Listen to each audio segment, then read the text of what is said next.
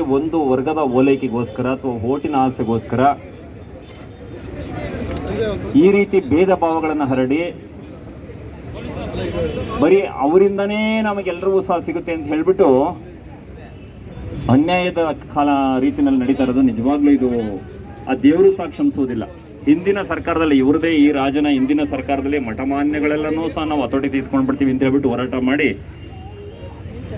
ಅವಾಗ ನಾವೆಲ್ಲ ಅಂತ ಹೇಳಿಕೆ ಕೊಟ್ಟಿದ್ದು ನಾವೆಲ್ಲ ಹೋರಾಟ ಮಾಡಿ ಅಟ್ಲೀಸ್ಟ್ ನಾವು ಮಠಮಾನ್ಯಗಳನ್ನು ರಕ್ಷಿಸ್ಕೊಂಡು, ಅದೇ ರೀತಿ ಮಠಮಾನ್ಯಗಳು ಮಾತ್ರ ಹೇಳೋದು ಹೊರತು ಇನ್ನು ಬೇರೆ ಧರ್ಮದ ಇನ್ಯಾವುದೇ ಪ್ರಾರ್ಥನಾ ಮಂದಿರಗಳು ವಶಪಡಿಸ್ಕೊಳ್ತೀನಿ ಅಂತ ಹೇಳೋಕೆ ಧೈರ್ಯ ಇಲ್ಲ ಇವರಿಗೆ. ತಂಟೆಗೆ ಹೋಗ್ಲಿಕ್ಕೆ ಇವರಿಗೆ ತಾಕತ್ತಿಲ್ಲ. ಆದರೆ ಸೌಮ್ಯವಾದಿಗಳು, ಧರ್ಮನಿಷ್ಠರು, ಸಹಿಷ್ಣುತೆಗಳ ಮೇಲೆ ಅವತ್ತಿಂದನೂ ಸಹ ದಬ್ಬಾಳಿಕೆ ನಡ್ಕೊಂಡು ಬರ್ತಾನೆ ಇದೆ. ಹಾಗಾಗಿ ಈ ರೀತಿ ಮೀಸಲಾತಿ ಇದೊಂದು ಅಂತ ಹೇಳ್ಬಿಟ್ಟು ಈ ರೀತಿಯ ಒಂದು ಓಟಿನ ರಾಜಕೀಯವನ್ನು ಮಾಡುವುದು ನಿಜವಾಗ್ಲೂ ಸಹ ದೇವರು ಸಹ ಕ್ಷಮಿಸುವುದಿಲ್ಲ. ಈಗಾಗಲೇ ಆಮಿಷಗಳನ್ನು ಒಡ್ಡಿ ಆ ಬಿಡಿಗಾಸು ಯಾವುದೇ ಹೆಂಗಸರಿಗೆ ಬೇಕಾಗಿರಲಿಲ್ಲ. ಒಂದಿಷ್ಟು ಬಿಡಿಗಾಸನ್ನು ಕೊಡ್ತೀವಿ ಅಂತ ಹೇಳ್ಬಿಟ್ಟು, ಆ ಫ್ರೀ ನಾವು ಟಿಕೆಟ್ ಕೊಡ್ತೀವಿ ಅಂತ ಹೇಳ್ಬಿಟ್ಟು ಇವತ್ತು ನೋಡಿ ಯಾವ ರೋಡ್ಗಳಲ್ಲಿ ಗುಂಡಿಗಳು ಮುಚ್ಚಿದ್ದಾರೆ, ಯಾವ ರೋಡ್ಗಳು ಚೆನ್ನಾಗಿದೆ ನೀವು ಯೋಚನೆ ಮಾಡಿ, ಎಲ್ಲಿ ಅಭಿವೃದ್ಧಿ ಆಗ್ತಾ ಇದೆ ಯೋಚನೆ ಮಾಡಿ. ಆ ರೋಡ್ಗಳಲ್ಲಿ, ಆ ಗುಂಡಿಗಳಲ್ಲಿ ಬಿದ್ದು ಎಷ್ಟು ಜನ ಮಹಿಳೆಯರು, ಸ್ತ್ರೀಯರು, ವೃದ್ಧರು ಬಿದ್ದು ಗಾಯಗೊಂಡು ಪ್ರಾಣ ಹೋಗ್ತಾ ಇದೆ ನೋಡಿ, ಯೋಚನೆ ಮಾಡಿ. ಅದರ ಬಗ್ಗೆ ಗಮನ ಇಲ್ಲ. ಬರೀ ಯಾವುದೋ ಒಂದು 2,000 ಕೊಡುವಂಥದ್ದು ಅಥವಾ ಯಾವುದೋ ಒಂದಿಷ್ಟು ಅಕ್ಕಿಗಳನ್ನು ಕೊಡುವಂಥದ್ದು ಅಥವಾ ಇನ್ನೊಂದಿಷ್ಟು ಏನೋ ಆಮಿಷಗಳನ್ನು ಒಡ್ಡುವಂಥ ಕೆಲಸಗಳನ್ನು ಮಾಡಿ ರಾಜ್ಯದ ಅಭಿವೃದ್ಧಿ ಈಗಾಗಲೇ ಪಾತಾಳಕ್ಕೆ ಹೋಗಿದೆ. ರಾಜ್ಯದ ಸಾಲವೂ ಸಹ ಏರುಗತಿ ಗಗನಕ್ಕೆ ಮುಟ್ಟಿದೆ. ಅದರೊಳಗಡೆ ಇದು ಒಂದು ಸಹ ನೀತಿ. ಹಾಗಾಗಿ ಎಲ್ಲಿ ನಾವು ಬಿದ್ದೋಗ್ಬಿಡ್ತೀವೋ ಅಂತ ಹೇಳ್ಬಿಟ್ಟು ಈ ಭ್ರಷ್ಟಾಚಾರ ಹಗರಣಗಳಲ್ಲಿ ಸಿಲುಕಿರುವುದನ್ನು ತಪ್ಪಿಸ್ಕೊಳ್ಳಿಕ್ಕೋಸ್ಕರ ಈ ರೀತಿ ಮೈಂಡ್ ಡೈವರ್ಟ್ ಮಾಡಲಿಕ್ಕೆ ಅಥವಾ ಇನ್ನೊಂದು ವರ್ಗದ ಒಂದು ಓಲೈಕೆಗೋಸ್ಕರ ಮಾಡ್ತಾ ಇದ್ದಾರೆ. ಅದೇ ಮೀಸಲಾತಿನ ಬೇರೆ ಇನ್ನೂ ಅಲ್ಪಸಂಖ್ಯಾತರಿಲ್ವೇನು? ಬೌದ್ಧರಿಲ್ವೇ, ಜೈನರಿಲ್ವೇ, ಅಥವಾ ಪರ್ಷಿಯನ್ಸ್ ಇಲ್ವೇ, ಜೊರಾಸ್ಟ್ರಿಯನ್ಸ್ ಇಲ್ವೇ? ಇವರೆಲ್ಲರಿಗೂ ಸಹ ನೀಡಲಿ ಆಗಿದ್ಮೇಲೆ ಎಲ್ರಿಗೂ ಸಹ ಅದಿಲ್ಲ. ಒಂದು ವರ್ಗ ಮಾತ್ರ ಇವ್ರ ಕಣ್ಣಿಗೆ ಯಾವಾಗಲೂ ಸಹ ಕಾಣ್ತಾನೇ ಇರ್ತದೆ. ಹಾಗಾಗಿ ನಿಜವಾಗ್ಲೂ ಇದು ಬಹಳ ವಿಪರೀತಕ್ಕೆ ಹೋಗ್ತಾ ಇದೆ. ದೀಪ ಆರೋದಕ್ಕೆ ಮುಂಚೆ ಏನಾಗುತ್ತೆ, ಚೆನ್ನಾಗಿ ಹೊತ್ತಿ ಉರಿಯುತ್ತಲ್ಲ, ಆ ರೀತಿ ಕೆಲಸ ಇದು ನಡೀತಾ ಇದೆ. ದೀಪ ಆರೋಗೋದಕ್ಕೆ ಮುಂಚೆ ಹೊತ್ತಿ ಉರಿದಂತೆ ನಡೀತಾ ಇದೆ. ಹಾಗಾಗಿ ನಿಜವಾಗ್ಲೂ ಅವರ ಅಂತಃಸಾಕ್ಷಿ, ಆತ್ಮಸಾಕ್ಷಿಯನ್ನು ಪರೀಕ್ಷಿಸ್ಕೊಳ್ಬೇಕು. ಯಾವ ನೆಲ ಅಷ್ಟ್ರ, ಯಾವ ತ್ಯಾಗದ ಜೀವನದಲ್ಲಿ ನಾವಿದ್ದೇವೆ, ತ್ಯಾಗದ ನಾಡಿನಲ್ಲಿ ನಾವಿದ್ದೇವೆ, ಅಲ್ಲಿ ಈ ರೀತಿ ಬಸವೇಶ್ವರರಾದಿಯಾಗಿ ಯಾರೂ ಸಹ ಇಂಥ ಭೇದಭಾವಗಳನ್ನು ಮಾಡಿದಂಥ ನಾಡಿನಲ್ಲಿ ಇವು ಒಡಕನ್ನು ಉಂಟು ಮಾಡಿಸುವಂಥದ್ದು, ಈ ರೀತಿ ಇನ್ನೊಂದು ಓಲೈಕೆಗಳನ್ನು ಮಾಡಿ ಇನ್ನೊಬ್ಬರ ಮೇಲೆ ಎತ್ಕಟ್ಟುವಂಥದ್ದು, ಇಂಥ ಕೆಲಸಗಳನ್ನು ಇವರೇ ಸೃಷ್ಟಿ ಮಾಡುವಂಥ ಕೆಲಸಗಳನ್ನು ಈ ರಾಜಕೀಯ ನಾಯಕರುಗಳು ಇವತ್ತು ಮಾಡ್ತಾ ಇದ್ದಾರೆ. ಹಾಗಾಗಿ ಆ ರಾಜರು ಈಗಾದರೂ ಸಹ ಬುದ್ಧಿಯನ್ನು ಕಲಿತು ಈ ಮೀಸಲಾತಿ ಇವೆಲ್ಲವನ್ನು ಸಹ ಸರಿಪಡಿಸಿ ನಿಜವಾಗ್ಲೂ ಸಹ ಈ ರಾಷ್ಟ್ರದ ಧರ್ಮ ಏನಿದೆ, ರಾಷ್ಟ್ರದ ಮಣ್ಣಿನ ಒಂದು ನಾಡಿ ಮಿಡಿತ ಏನಿದೆ, ಅಥವಾ ಹಿಂದಿನಿಂದ ಪರಂಪರೆಯಿಂದ ಎಂಥ ಮಹಾನ್ ರಾಜರುಗಳು, ತ್ಯಾಗಜೀವಿಗಳು ಯಾವ ರೀತಿ ನಡ್ಕೊಂಡು ಬಂದಿದ್ದಾರೆ, ಅವರೆಲ್ಲರೂ ಸಹ ಯಾವ ರೀತಿ ಕೀರ್ತಿಗೆ ಭಾಜನರಾದರು, ಅದನ್ನು ಆಲೋಚನೆ ಮಾಡಿ ಆಡಳಿತವನ್ನು ನಡೆಸೋದ್ರ ಕಡೆ ಈಗಲಾದರೂ ಸಹ ಗಮನ ಕೊಡಬೇಕು. ಹಾಗಾಗಿ 2,000 ವರ್ಷಗಳಾದರೂ ಸಹ ಅಶೋಕನನ್ನು ನೆನೆಸ್ಕೊಳ್ತೀವಿ ನಾವು. ಇವತ್ತು ದೇವನಾಂಪ್ರಿಯ ಅಂತೀವಿ, ಪ್ರಿಯದರ್ಶಿನಿ ಅಂತೀವಿ. ನೋಟಿನ ಮೇಲೆ ಅವನ ಲಾಂಛನಗಳನ್ನು ಇವತ್ತಿಗೂ ಸಹ ನೋಡ್ತಾ ಇದ್ದೀವಿ. ಯಾಕಂದರೆ 40 ವರ್ಷಗಳ ಕಾಲ ಆತ ಅಹಿಂಸೆಯಾಗಿ ಆತ ರಾಜ್ಯಭಾರವನ್ನು ಮಾಡಿ ಬಹಳಷ್ಟು ಒಳ್ಳೆ ಕೆಲಸಗಳನ್ನು ಮಾಡಿದಂಥವ್ರು. ಅರವಂಟಿಗಳನ್ನು ಮಾಡಿ, ಸಾಲ ಮರಗಳನ್ನು ನಡೆಸಿ, ತಂದೆ ತಾಯಿ ಹಿರಿಯರಿಗೆ ಧರ್ಮಕ್ಕೆ ಗೌರವಗಳನ್ನು ಕೊಡಬೇಕಂತ ಮಾಡಿದಂಥ ರಾಜ.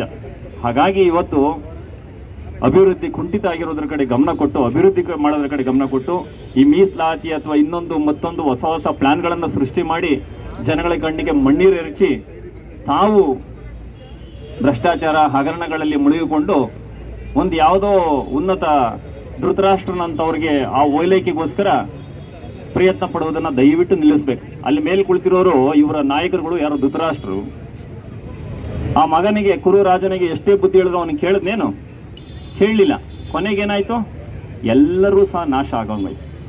ಸೊ ಇದು ಸಹ ಹಾಗೆ ಆಗೋದು. ಸ್ವಲ್ಪ ಕಾಲ ಅಷ್ಟೇ, ಕಾಲಚಕ್ರ ತಿರುಗ್ತಾ ಇರುತ್ತೆ, ಅದು ಹೀಗೆ ನಡೆಯುವುದಿಲ್ಲ. ಹಾಗಾಗಿ ಈಗಲಾದರೂ ಸಹ ಧರ್ಮದ ಬುದ್ಧಿಯನ್ನು ಕಲಿತು ಅಟ್ಲೀಸ್ಟ್ ಧರ್ಮ ಸಹಿಷ್ಣುತರಾಗಿ ನ್ಯಾಯ ಪರಿಪಾಲನೆ ಮಾಡಿಕೊಂಡು ರಾಜ್ಯದ ಅಭಿವೃದ್ಧಿಗೆ ಗಮನವನ್ನು ಕೊಟ್ಟು, ಯಾರು ಅತ್ಯಂತ ಅಸಹಾಯಕರು, ಯಾರು ಬಡವರು, ಯಾರು ನಿರ್ಗತಿಕರು, ಅವರಿಗೆ ಕೊಡಲಿ ಮೀಸಲಾತಿಗಳು ಬೇಕು.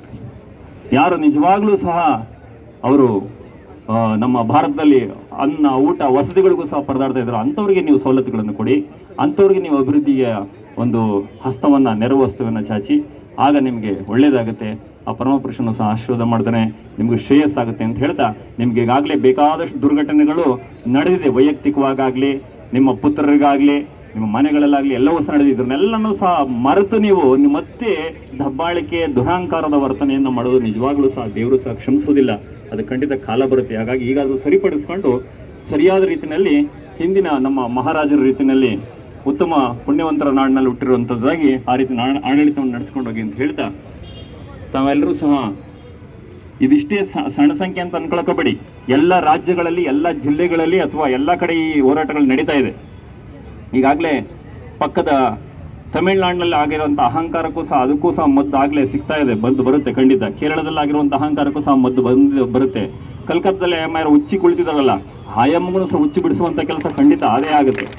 ಸೊ ಹಾಗಾಗಿ ಇದಕ್ಕೆಲ್ಲವೂ ಸಹ ಖಂಡಿತ ಅಂತ್ಯ ಖಂಡಿತ ಕಾಣಿಸ್ತಾನೆ ಪರಮಪುರುಷ. ಅವನು ಅಷ್ಟು ಈಸಿಯಾಗಿ ಕಣ್ಮುಚ್ಕೊಂಡೇನು ಕುಳಿತಿಲ್ಲ. ಸೊ ಹಾಗಾಗಿ ಸ್ವಲ್ಪ ದಿವಸ ಅದೇ ಹೇಳಿಲ್ವೇ, ಈಗ ಸ್ವಲ್ಪ ಎದ್ದು ಕುಣಿತಾ ಇದ್ದಾರೆ, ಅದಕ್ಕೆ ಕಾಲ ಬರುತ್ತೆ ಅಂತ ಹೇಳ್ತಾ, ನಾವಿಷ್ಟೇ ಜನಸಂಖ್ಯೆ ಅಲ್ಲ, ಇದನ್ನು ಸರಿಪಡಿಸ್ಕೊಳ್ಳಿಲ್ಲ ಅಂದರೆ ಇನ್ನೂ ಸಹ ತುಂಬ ಹೋರಾಟಗಳು ಎಲ್ಲ ಕಡೆ ಇನ್ನೂ ಒಗ್ಗೂಡುವಿಕೆಯಿಂದ ನಡೆಯುತ್ತೆ. ನಿಮ್ಮ ಅವನತಿಗಳು ಖಂಡಿತ ಇದರಿಂದನೇ ಸಹ ಪ್ರಾರಂಭವಾಗುತ್ತೆ ಅಂತ ಹೇಳ್ತಾ, ಈಗಲಾದರೂ ಸರಿಪಡಿಸ್ಕೊಳ್ಳಿ. ಹರಿ ಓಂ ತತ್ಸತ್.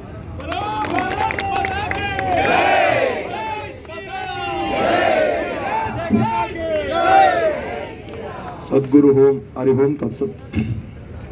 ಇವತ್ತು ಸರ್ಕಾರ ಮಾಡ್ತಿರಂತ ಗುತ್ತಿಗೆದಾರರು ಮುಸಲ್ಮಾನರ 4% ಮೀಸಲಾತಿ, ಇದು ಇಂದು ಅಖಂಡವಾದ ದೇಶ.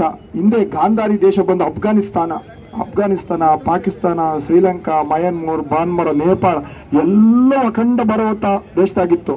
ಯಾವಾಗ ಒಡೆದು ಹೋಗಿ ಒಂದಿಷ್ಟು ಐತೆ. ಇದರಲ್ಲೂ ನಾವೆಲ್ಲರೂ ಒಂದಾಗಬೇಕು.